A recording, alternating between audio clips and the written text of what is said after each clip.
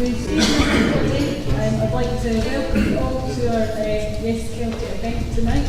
I've got three really interesting speakers along, especially for you. On my right, I've got Dr Bill Paterson. He's you have to correct me if I don't get this right, lecturer in international politics at Stirling University, and he's going to speak about defence tonight and Scotland's place in the world. On my right I've got Louise Batchelor, and Louise is a member of the Green Party and a journalist. And she'll be speaking about environmental issues. And on the left I've got Morgan Davis from NHS for Yes. Is that right? And he's obviously going to be speaking about the NHS. So Dr Bill Paterson's going to start us off tonight, so I'll hand you over to him. Well, thanks for my Sunday name. I'm Dr Paterson. So yeah, I lecture at Stirling University in International Politics, and I'm delighted to be here. I've been asked to speak about defence and trident and that sort of advertised.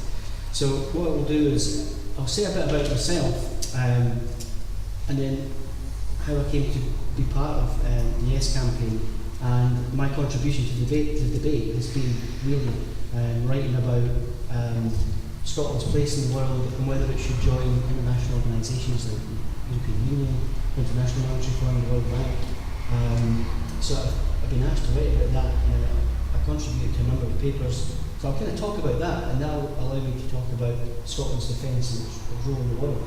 And then, yeah, we can come back and ask some questions later on if I've missed anything particularly interesting, especially after the debate last night. So, as you probably can tell, I'm a local man.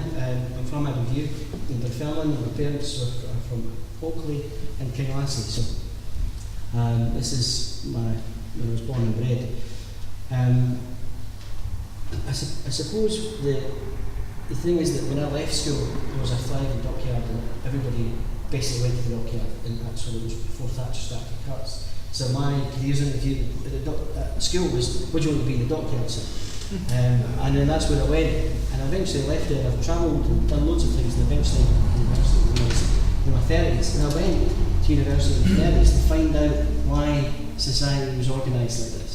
So I actually went with that purpose, and then I realised that this was actually really interesting. Stayed with a PhD, and then next thing I know I'm lecturing on it and working in academia. So it's been a big journey for me, but it's made me see the world in a very different way from growing up in Aberdeen, as you can imagine. And, but it doesn't mean to say that I've lost any of the values that I grew up with a very strong working class family. So when I came to think about independence, because obviously I was looking at international politics and I wrote my thesis about the World Trade Organisation protest. And then I was contacted by the Reed Foundation and asked to contribute to a report which was called No Need to Be Afraid. I don't know if any of you have read that.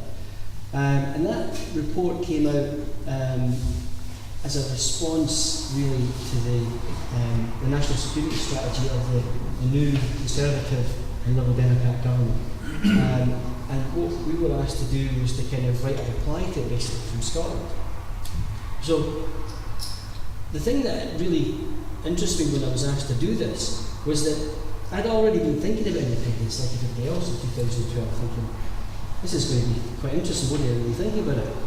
And I kept thinking about, that what we'd seen was the kind of No campaign said that they offered stability and security to Scotland, and that a breach from that, independence, meant insecurity and instability. And then I kept thinking, well, hang on, what about the financial crisis? What about the energy companies ramping up prices and profits? What about the privatisation of all our industry and now the post office? What about our pensions being robbed? What about the NHS being privatised and the essential services where everybody's underpaid and demoralised? Police, the nurses, the doctors, everybody like that. And I was thinking, I'm actually really in favour of independence because we've got the highest inequalities in the developed world, and austerity is actually asking working people to pay for bankers' bonuses. So that's when I was asked to write this. Now, what the kind of debate in 2012 was about was whether Scotland would actually get access to NATO. Whether, because the SNP had talked about they were going to get into Trident. Trident was deemed to be immoral in the case of that to use weapons of mass destruction to threaten to obliterate anybody who kind of got in your way seemed a really immoral way to go about relations in the world, especially with a destructive capacity. The Third World War was going to start. So there was a moral argument. There was a legal argument. The legal argument is that in 1996 the United Nations Court ruled that it was illegal to use weapons of mass destruction because of war crimes. And then thirdly was the economic cost. The economic cost of maintaining China was phenomenal. People have put it at over 100 billion, over the lifespan of not only Trident but also creating new submarines to house Trident. And then this money could address all the things that I've just spoken about, the massive inequalities. So the national security strategy that was written by the Conservative Libertarian government said the biggest threat to Britain at the moment is terrorism. And then it's called cyberspace, and then it's the environment, and there's no really anybody threatening us at the moment, but we need nuclear weapons. Right? And then it said Scotland needs nuclear weapons, it needs to be part of the UK, and it needs to be part of NATO, and it can only be part of NATO if it's got nuclear weapons. So we were asked to write this report, and what we found was that Scotland actually had no need to be afraid, and that the scaremongering that started in 2012 didn't actually rest on anything substantial, and that the actual national security strategy being widely criticised by academics who said that it was too focused on these political elites having ideas of being a great power from the 19th century and wanted to go into the world and shape it in a fashion that they wanted. And actually that was going to cause more war. That's what we argued. That actually being part of the United Kingdom with the foreign policy that it had was actually going to create more threats to Scotland and to the United Kingdom than actually being independent. And what we argued, in fact, was that possibly the main threat to an independent Scotland would not come from terrorists, but it would actually come from environmental degradation. That we are unable to control the environment, and therefore we need to be able to take precautions to ensure that we're not increasing climate change. And that, secondly, for us, we argued that what's often used as a template for trying to understand the security of the state is what's called societal security. And what societal security means is that how that society has a bond with each other, social cohesion, how we see ourselves as a group. Yeah? So, since 1945 in the United Kingdom, the thing that's kind of bonded people together was the welfare state and this idea that you paid your taxes, you were insured of a pension, a job, full employment, all these kind of things. And then what we'd actually seen over time is all of these eroded, and the social contract had been written apart. So the research that I did for this illustrated that the United Nations, the OECD, the European Union had all been pointing out since 1995, since this new economic model, which Thatcher had brought in, privatised everything, made massive unemployment, made a low-paid economy, put people on short-term contracts, actually created divisions amongst people, because it created this massive haves and have-nots. It then opened up borders to bring in cheap labour to work for very low wages. And what you actually had was then people who lived in the UK and in Scotland in a position that was massive inequality, and then immigration was promoted, and then people who got jobs, legitimately got jobs as they came to Scotland, were then seen as being the enemy within. And Thatcher really promoted this idea of the enemy within. So immigrants were blamed for everything, even Scotland's primarily made up of immigrants, but this idea that this immigrant within, they were blamed. So what I kind of tried to point out was that one, the London riots that we'd seen were directly related to the massive inequalities in a youth. We're talking about 27% of kids between 16 and 24 are not in higher education or working.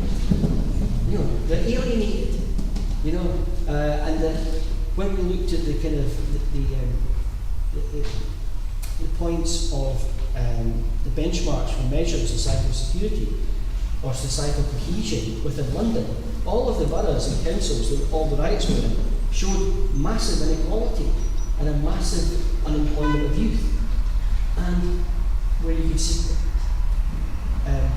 poverty domestic work is actually. And I said, if we continue to see that in Scotland, that is going to be one of the major threats to Scotland. And we've all seen the BBC quite a bit of it, and the SNP have done its own research, pointing out that this was an issue. So it's recognised as an issue. So we actually turned this on its head.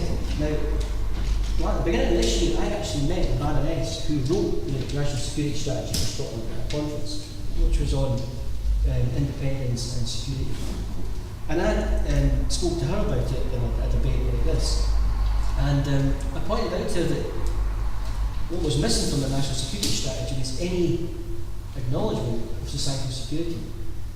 And I asked her why that was, and she said, well, we did get a touch on it a bit.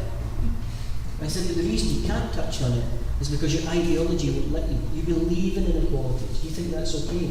You believe that there should be rich and poor, that there should be ways of addressing that. And because of that, you couldn't put it in your national security strategy. So those were the kind of things that kind of influenced me when I was thinking about right, no need to be afraid. And since then, the Reed Foundation have asked me about a few things about what international organisations Scotland should join.